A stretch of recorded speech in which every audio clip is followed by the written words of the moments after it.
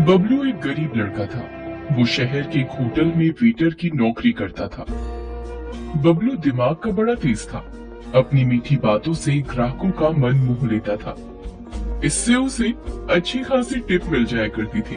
मगर फिर भी कभी कभी उसे ऐसे ग्राहक मिल ही जाते जो बड़े कमले होते थे। ऐसे ग्राहक न तो खुद अच्छे से खाते थे और न ही टिप देते थे।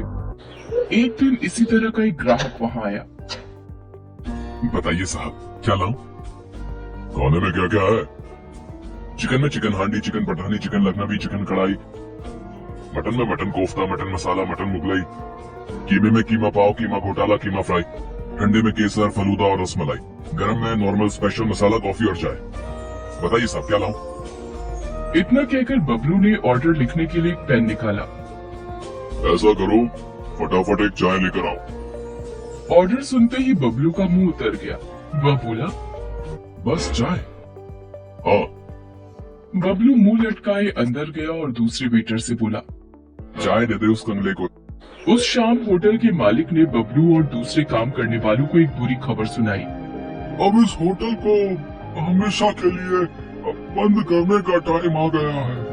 क्या हो गया सेठ? इस जगह के मालिक ने ये जगह किसी पिज्जा हट वाले को बेच दी है।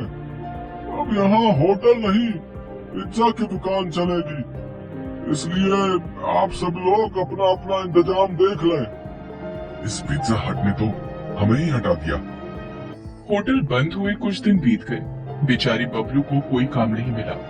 वो अपनी छोटी सी खोली में उदास बैठा था। तभी उससे मिलने उसका एक दोस्त रघु वहां आया। रघु को देखकर बबलू बहुत खुश हुआ। उसने उसके लिए गर्मा गर्म चाय और पकौड़े बनाए। वाह, क्या पकौड़े बनाए यार तूने। ये तो जैसे मुंह में घुले से जा रहे हैं। एक काम क्यों नहीं करता, तू चाय और पकौड़े का एक छोटा सा ढाबा खोल ले यार।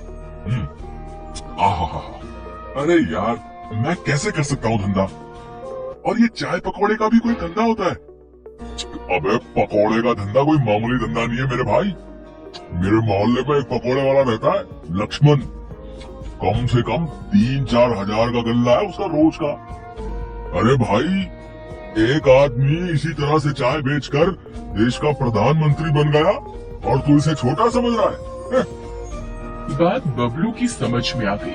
कुछ ही दिनों में इधर उधर से उधार लेकर उसने चाय और पकौड़े का एक छोटा सा ढाबा डाल दिया। उसके हाथों में जादू था। जो भी एक बार उसके पकौड़े खा लेता था, उसके मुंह में उसका स्वाद बस जाता था। फिर तो वो बार बार बबलू की दुकान पर पकौड़े खाने आता था। बबलू का स्वभाव भी बहुत विनम्र था। वह ग्राहकों से बड़ी प्यारी प्यारी बातें करता था। लोग उसके स्वभाव से खुश होकर भी उसकी दुकान पर जा पहुंचते और मन ना होते हुए भी वहां से चाय पकौड़ी खाकर ही उठते थे। इस तरह बबलू का ढाबा जोरों से चल निकला। उसे इस ढाबे से अच्छी खासी आमदनी भी होने लगी। एक दिन बबलू अपनी दुकान पर बैठा सोच रहा था। मैं बेकार ही इस धंधे को छोटा समझ रहा था। इस धंधे ने तो मुझे कहां से कहां पहुंचा दिया है। आज मुझे समझ में आ गया है कि ईमानदारी से किया गया कोई भी काम छोटा या बड़ा नहीं होता है। अभी बबलू ये सब सोच ही रहा था कि वहां एक कार आकर रुकी। कार से 2 आदमी लड़खड़ाते हुए निकले और बबलू से कहा, हीरो, इधर आ। बबलू ढाबे से निकलकर जल्दी से उनके पास गया। उनके मुंह से शराब की बू आ रही थी। एक काम कर, 2 प्लेट आलू पकौड़े, 2 प्लेट प्याज पकौड़े और 1 प्लेट मूंग दाल का पकौड़ा ले आ जल्दी से। बबलू ने देखा कि दूसरे आदमी ने शराब की बोतल और 2 गिलास निकाले और कार की बोनट पर रख दिया। उनका इरादा वही शराब पीने का था। उनका इरादा समझकर बबलू बोला, साहब, पब्लिक प्लेस में शराब मत पीजिए। अबे जा, ज्ञान मत दे, ऑर्डर ला जल्दी से। बबलू जल्दी से ऑर्डर लेकर आया। उन दोनों आदमियों ने वहां शराब पी और पकौड़े भी खाए। फिर दोनों वहां से जाने लगे।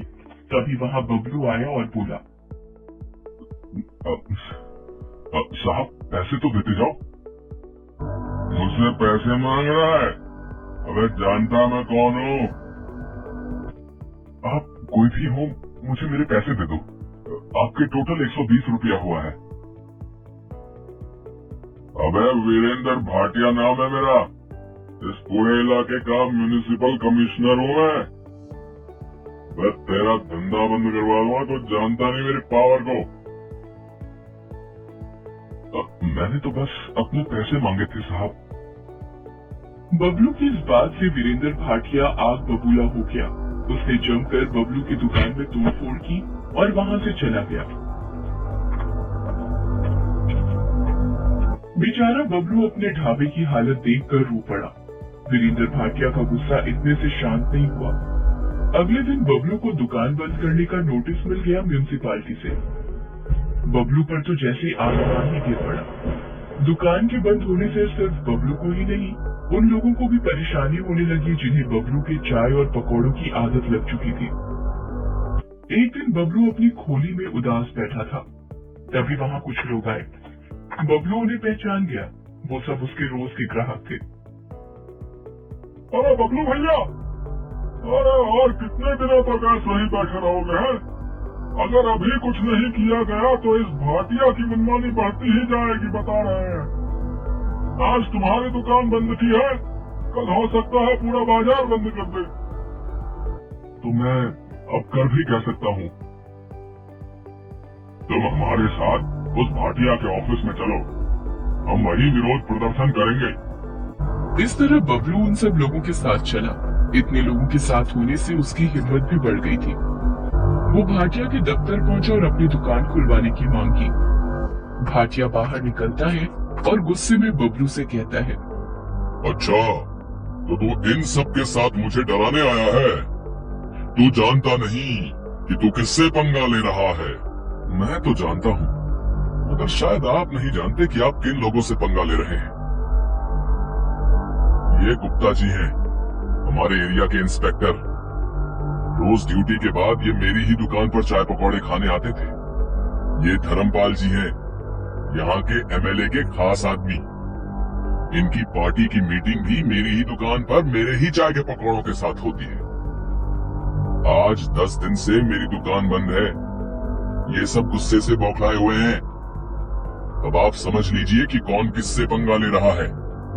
ये छोकरा ठीक ही कह रहा है। पुलिस और नेता लोगों से पंगे लेना ठीक नहीं है। ठीक है, ठीक है, मैं तुम्हारी दुकान खोलने के कागज तैयार करवाता हूँ। फिर भाटिया अंदर जाता है और बबलू की दुकान का परमिट लाकर उसे दे देता है। इस तरह बबलू की होशियारी और लोगों के साथ से उसकी दुकान फिर से चल पड़ती है।